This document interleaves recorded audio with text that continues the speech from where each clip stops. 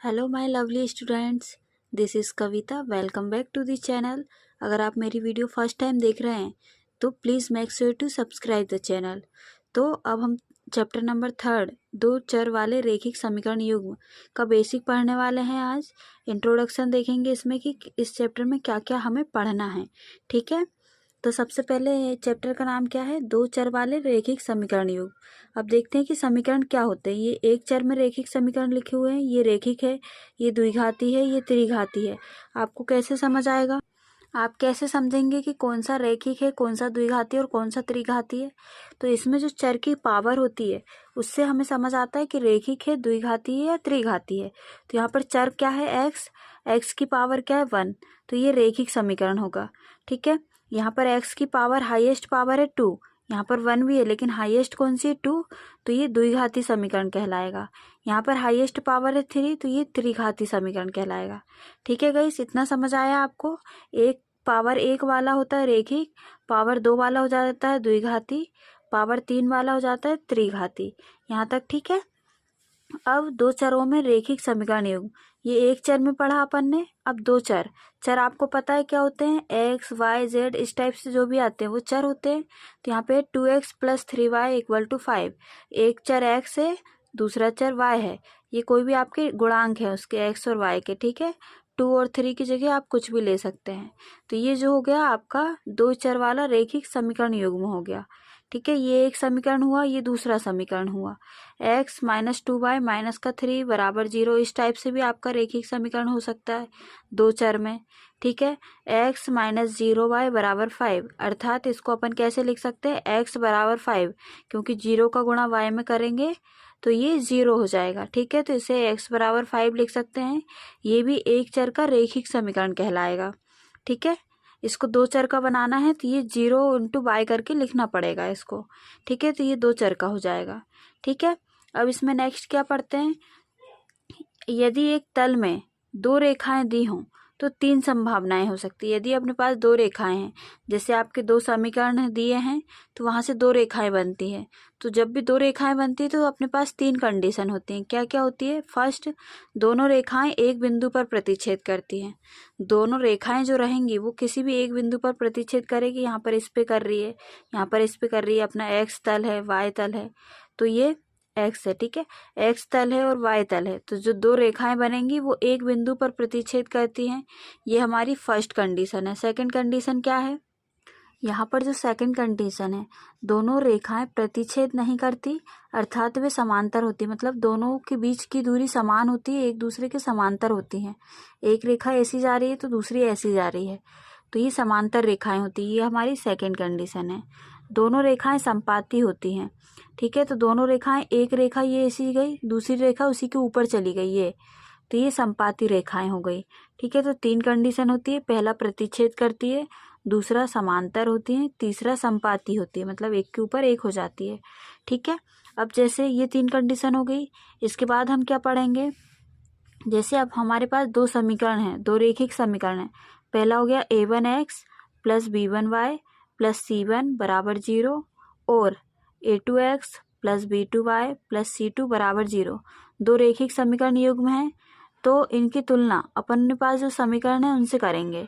ये व्यापक समीकरण होते हैं आपके। ठीक है, इस रूप में कोई भी समीकरण आपको दिया रहेगा।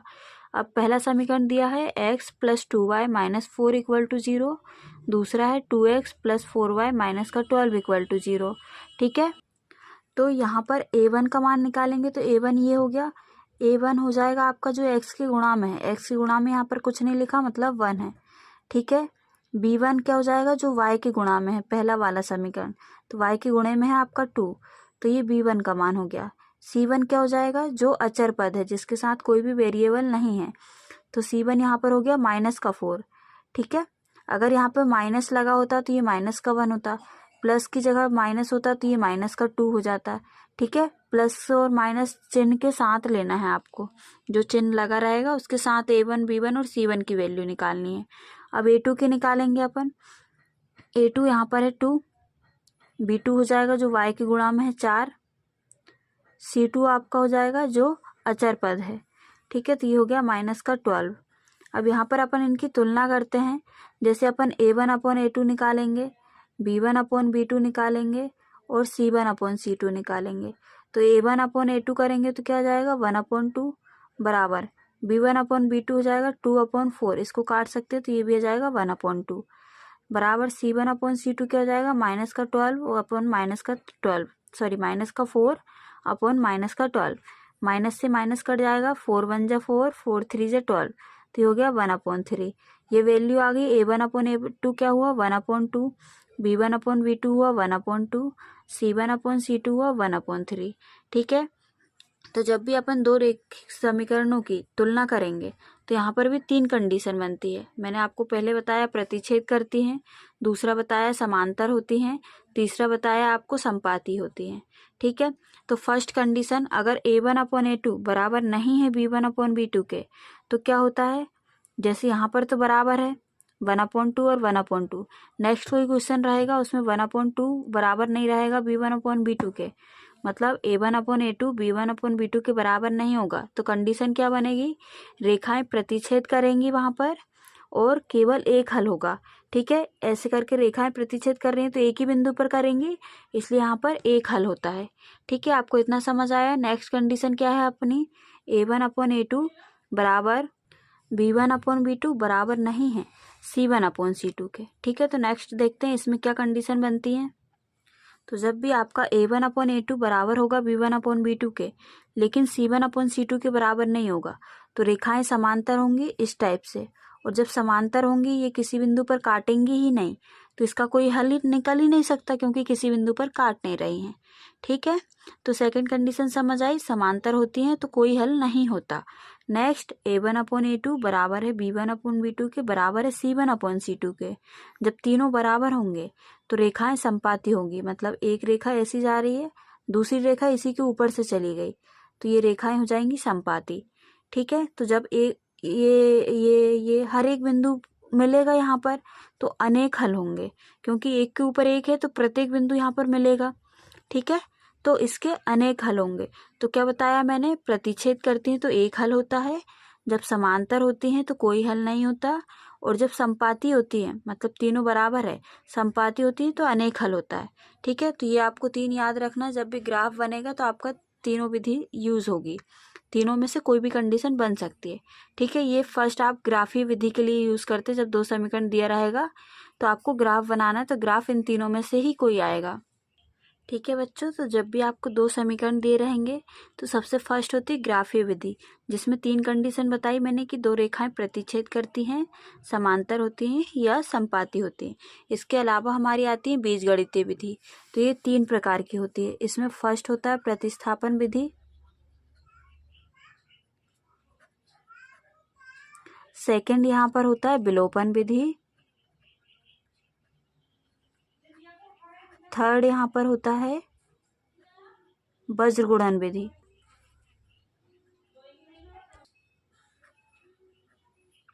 ठीक है। तो बीजगणितीय विधि में अपन 3 विधि पढ़ते हैं यहाँ पर। फर्स्ट हो जाती है प्रतिस्थापन विधि, फिर है विलोपन विधि, फिर है वज्रगुणन विधि। तो सबसे पहले अपन प्रतिस्थापन विधि देखते हैं कि ये क्या होती है। ठीक है गाइस। तो यहाँ पर आपको नाम से ही समझ आ रहा है, प्रतिस्थापन मतलब मान प्रतिस्थापित करना। प्रतिस्थापित मतलब किसी की जगह पे उसका मान रखना। तो यहाँ पे क्या करना है, दोनों में से कोई भी एक समीकरण लेना है और उससे x का मान निकालना है, x का या y का, किसी भी एक का मान निकाल के दूसरे समीकरण में रखना है। तो यहाँ पर अपन समीकरण नंबर 2 ले लेते हैं, छोटा सा है तो समीकरण 2 से लिखेंगे। समीकरण 2 से, तो समीकरण 2 क्या है, x + y = 5। यहाँ से x का मान निकालूंगी तो y उधर माइनस में जाएगा तो 5 - y, इसको समीकरण नंबर 3 नाम दे देना। फिर समीकरण 3 को समीकरण 1 में रख देंगे। हमने 2 से मान निकाला x का तो इसको समीकरण 1 में रख देंगे। ठीक है। तो लिखेंगे समीकरण 1 में x का मान रखने पर, x का मान रखने पर तो क्या है, x - 2y = 8 है। तो x की जगह पे क्या लिखना है, 5 - y। x का मान क्या है, 5 - y, तो x की जगह पे लिख दिया -2y = 8। तो ये क्या हो जाएगा, 5 माइनस माइनस का है तो प्लस हो जाएगा तो -3y। तो ये हो गया -3y = 8। ठीक है। अब 5 इधर जाके माइनस में होगा तो माइनस का 3y यहीं रहेगा, ये हो जाएगा 8 माइनस का 5, तो -3y इक्वल टू 3। ठीक है, यहाँ तक ठीक है। अब नेक्स्ट आगे चलते हैं हम। आगे क्या हो जाएगा, ये y इक्वल टू हो जाएगा 3 अपॉन माइनस का 3, 3 से 3 कट गया तो ये आ गया y इक्वल टू -1। y का मान निकल गया। अब जो y का मान है ये समीकरण नंबर 3 में रखेंगे तो x का मान आ जाएगा यहाँ से। तो लिखेंगे अब समीकरण 3 में y का मान रखने पर, ठीक है। तो समीकरण 3 क्या है, x बराबर 5 माइनस वाई, तो x बराबर 5 माइनस पहले से लगा हुआ है और y का मान है -1, तो ये हो जाएगा x बराबर 5 माइनस माइनस प्लस 1, तो x बराबर 6। ठीक है, तो ये क्या आ गया, x का मान 6 और y का मान -1। अपन को बस x और y का मान निकालना था, तो लिखेंगे अतः रेखिक समीकरणों, दो रेखिक समीकरण के हल निकालने थे, तो लिखेंगे रेखिक समीकरणों के हल x बराबर 6 तथा y बराबर -1 है। यहाँ लिख लेना का हल, ठीक है। का हल x बराबर 6 तथा y बराबर -1 है। ठीक है, तो आप आज अपन इतना ही रखते हैं। नेक्स्ट जो विधि रहेंगी दो, विलोपन विधि और बीजगुणन विधि, वो हम पार्ट सेकंड में देखेंगे। ज़्यादा हो जाएगा तो आप कंफ्यूज हो जाएंगे, इसलिए आज आप इतना ही पढ़िए। Okay guys, thank you for giving your some important time. Bye bye.